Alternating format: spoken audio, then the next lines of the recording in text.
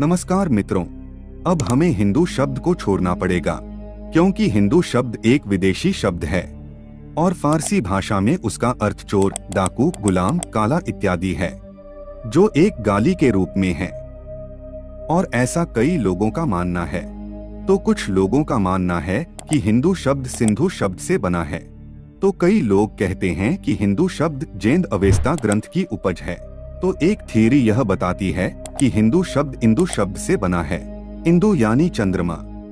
तो कुछ लोगों का कहना है कि हिंदू शब्द इंद्र से बना है। तो आखिर हिंदू शब्द का अर्थ क्या है और इस हिंदू शब्द की उत्पत्ति कैसे हुई?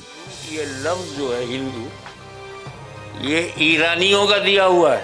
तो ईरानी में हिंदू के माने काला। हिंदू शब्द संस्कृत भाषा का नहीं है, हिंदू शब्द हिंदी भाषा का नहीं है, हिंदू शब्द भारतीय भाषा का नहीं है, हिंदू शब्द पर्शियन भाषा का है। हिंदू कौन है? तो हिंदू शब्द में ही उसकी अर्थ है हिंसयति दुष्ट दुर्गुणा नाम, जो दुष्टों की और अपने अंतःकरण के दुर्गुणों की हिंसा करे, नाश करे, वह हिंदू है। मित्रों, सबसे पहले बात करते हैं अंग्रेजी इतिहासकारों द्वारा गढ़ी गई थियरी की, जो कहती है कि हिंदू शब्द सिंधु शब्द से बना है। उनका कहना है कि ईरानी, मुस्लिम और अंग्रेज लोग स ध्वनि का उच्चारण नहीं कर पाते थे, तो उनसे स ध्वनि ह ध्वनि में परिवर्तित हो गई और सिंधु शब्द हिंदू बन गया और सिंधु नदी के आसपास रहने वाले लोगों को हिंदू कहा जाने लगा। यहाँ ध्यान देने वाली बात यह है कि सिंधु नदी को आज भी ईरानी लोग सिंधु ही कहते हैं और सिंधी लोगों को सिंधी ही कहते हैं। उसमें कोई परिवर्तन नहीं आया। और अगर ईरानी लोग स को ह बोलते थे तो शिया का हिया क्यों नहीं हुआ और सुन्नी का हुन्नी क्यों नहीं हुआ और ईरानी सम्राट साइरस का हायरस, डेरियस का डेरिया, कुरुश का कुरु क्यों नहीं हुआ और इस्लाम का इहलाम क्यों नहीं हुआ? ऐसा इसलिए नहीं हुआ क्योंकि इतिहासकारों को हिंदू शब्द को ही विदेशी और ईरानी साबित करना था। इसलिए सिंधु शब्द का हिंदू में ध्वनि परिवर्तन हो गया, लेकिन शिया या सुन्नी का नहीं। अब हम आपको सच्चाई बताते हैं कि कैसे ईरानी लोग सिंधु को सिंधु ही बोलते थे, हिंदू नहीं। जिनकी मातृभाषा फारसी है, ऐसे फारसी इतिहासकार अलबरूनी ने अपने ग्रंथ में स्पष्ट लिखा है कि उसके प्रदेश से सिंध में जाने के लिए हिमरोज यानी राजस्थान से होकर जाना पड़ता है, किंतु यदि हिंद में पहुंचना हो तो काबुल होकर जाना पड़ता है। यहाँ अलबरूनी ने साबित कर दिया है कि सिंध और हिंद दोनों अलग शब्द है और सिंधु से हिंदू शब्द नहीं बना है। हिंदू शब्द को सिंधु से बताना अंग्रेजी और वामपंथी इतिहासकारों का बहुत बड़ा षड्यंत्र है और इसी षड्यंत्र के चलते यह लोग दूसरी थियरी देते हैं कि हिंदू शब्द पारसियों के पवित्र ग्रंथ जिंद अवेस्ता में पाया जाता है। इस ग्रंथ में लिखा है हफ्त हिंदू, इसका पहलवी भाषा में अनुवाद होता है सात नदी।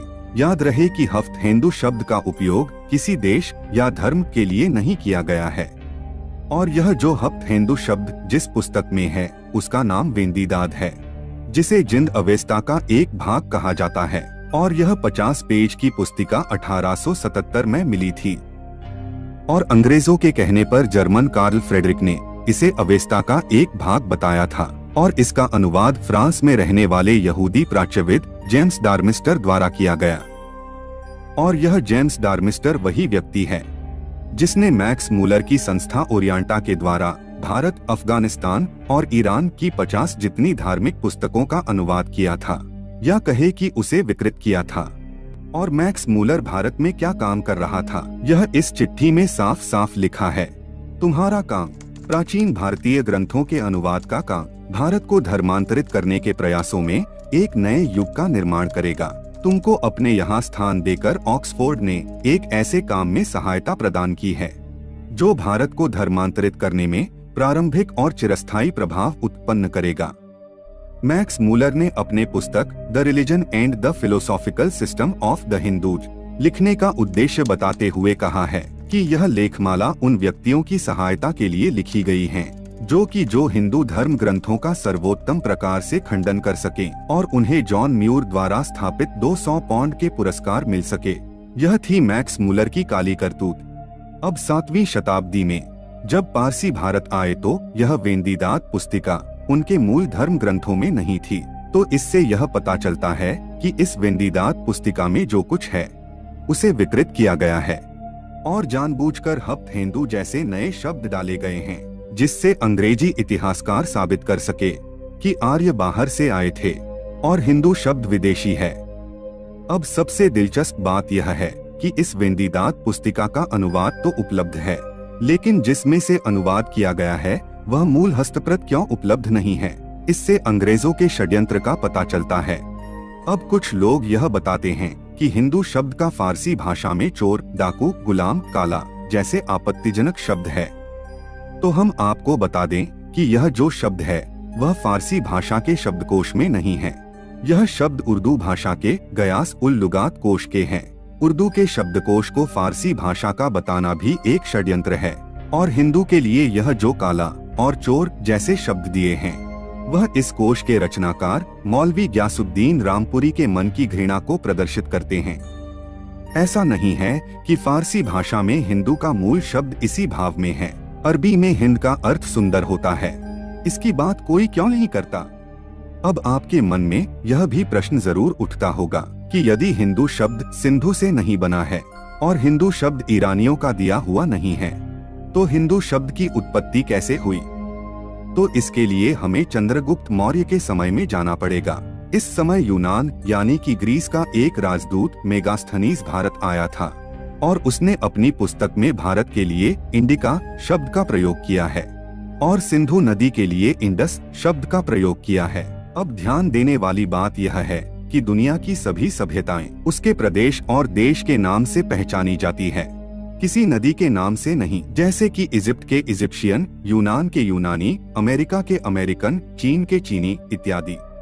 और इसीलिए भारत के लोग अपने देश इंडिका से पहचाने जा सकते हैं, इंडस नदी से नहीं। अब हमें यह भी प्रश्न होगा कि मेगास्थनीज ने भारत के लिए इंडिका शब्द ही क्यों प्रयोग किया।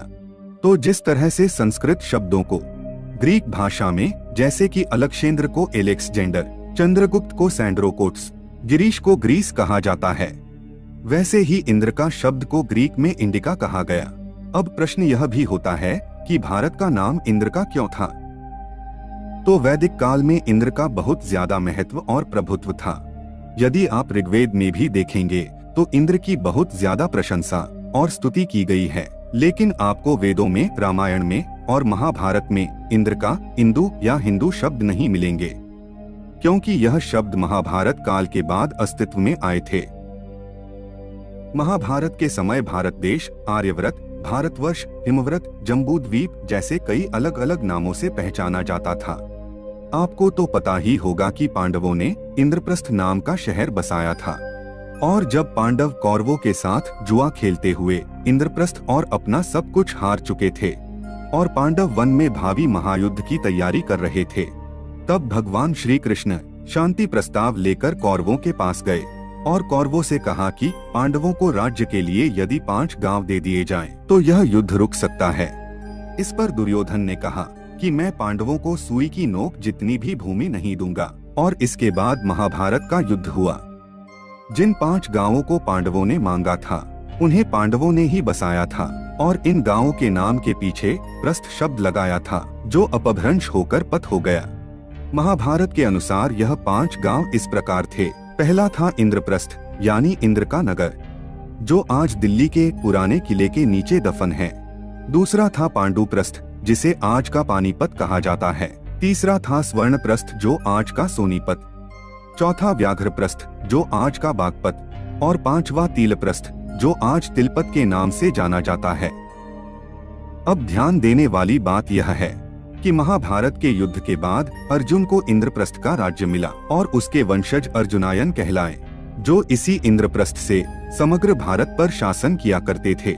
इंद्रप्रस्थ ही वह शहर था जो समस्त भारत की सत्ता का केंद्र था। भारत की राजधानी इंद्रप्रस्थ होने से यह भारत भूमि इंद्रप कहलाने लगी और इंद्रप से इंद्रक और बाद में इंद्रक से इंद्रका कहलाने लगी। और इसी बात का सबूत हमें दूसरी भाषाओं में भी मिलता है, जैसे कि जर्मनी में हमें आज भी इंदर कहते हैं, जापानी इंदोजिन कहते हैं, नॉर्वे में इंदर, स्वीडिश लोग इंदर, चाइनीज लोग इंतु कहते हैं और वियतनाम में अंदो कहते हैं। और इसी इंद्र का अपभ्रंश होकर इंदु शब्द बना और इंदु शब्द अपभ्रंश होकर हिंदू शब्द बना। और इसका सबूत हमें बृहस्पति आगम के इस श्लोक में मिलता है। हिमालयात् समारभ्य यावत् इंदु सरोवरम तम देव निर्मितम देशम हिंदुस्थानम प्रचक्षते। इस श्लोक में बताया गया है कि हिमालय से प्रारंभ होकर इंदु सरोवर तक यह देव निर्मित देश हिंदुस्तान है। इस श्लोक में हिंद महासागर को इंदु सरोवर कहा गया है। इंदु देश का महासागर इंदु सरोवर और हिंदुस्तान से हिंदुस्तान बनना स्वाभाविक है। अब हम आपको बता दें कि जिस तरह से अक्कदी भाषा के शब्द असु यानी कि उठते सूर्य का देश और इसी असु शब्द से एशिया शब्द बना, वैसे ही इंदु शब्द से इंडिया शब्द बना। हिंदू नाम हजारों सालों से चले आ रहे सनातन धर्म और वैदिक धर्म को मिला हुआ एक गौरवशाली नाम है। सुप्रसिद्ध फ्रांसीसी लेखक जाकोलिएट ने अपने एक ग्रंथ में लिखा है, हिंदू एक ऐसा शब्द है, एक ऐसा नाम है जिसके उच्चारण से मग्न हृदय में फिर आशा का संचार हो जाता है, क्षीण देह में बलस्रोत फिर वेग से बहने लगता है। ऐसे हिंदू नाम को हम क्यों छोड़े। धन्यवाद।